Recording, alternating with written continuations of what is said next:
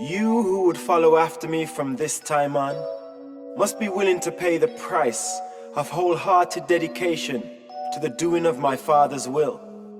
If you would be my disciples, you must be willing to forsake father, mother, wife, children, brothers, and sisters. If any one of you would now be my disciple, you must be willing to give up even your life, just as the Son of Man is about to offer up his life for the completion of the mission of doing the Father's will on earth and in the flesh.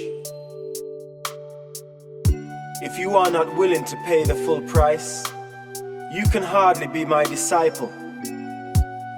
Before you go further, you should each sit down and count the cost of being my disciple. Which one of you would undertake to build a watchtower on your lands without first sitting down to count up the cost to see whether you had money enough to complete it? If you fail thus to reckon the cost, after you had laid the foundation, you may discover that you are unable to finish that which you have begun, and therefore will all your neighbors mock you, saying, "Behold, this man began to build, but was unable to finish his work." Again, what king, when he prepares to make war upon another king, does not first sit down and take counsel as to whether he will be able, with 10,000 men, to meet him who comes against him with 20,000? If the king cannot afford to meet his enemy because he is unprepared, he sends an embassy to this other king, even when he is yet a great way off, asking for terms of peace. Now then, must each of you sit down and count the cost of being my disciple. From now on, you will not be able to follow after us, listening to the teaching and beholding the works.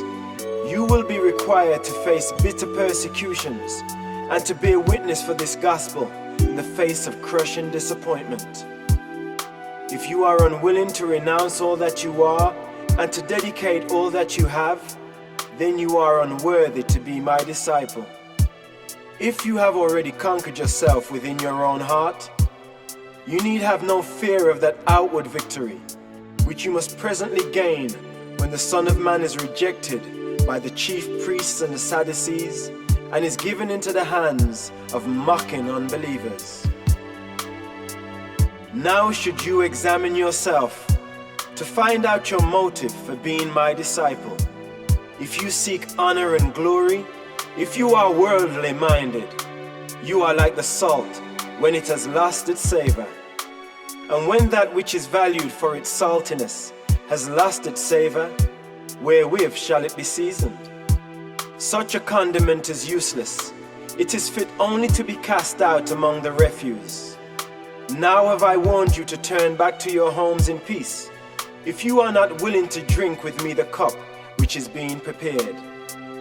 Again and again have I told you that my kingdom is not of this world, but you will not believe me. He who has ears to hear, let him hear what I say.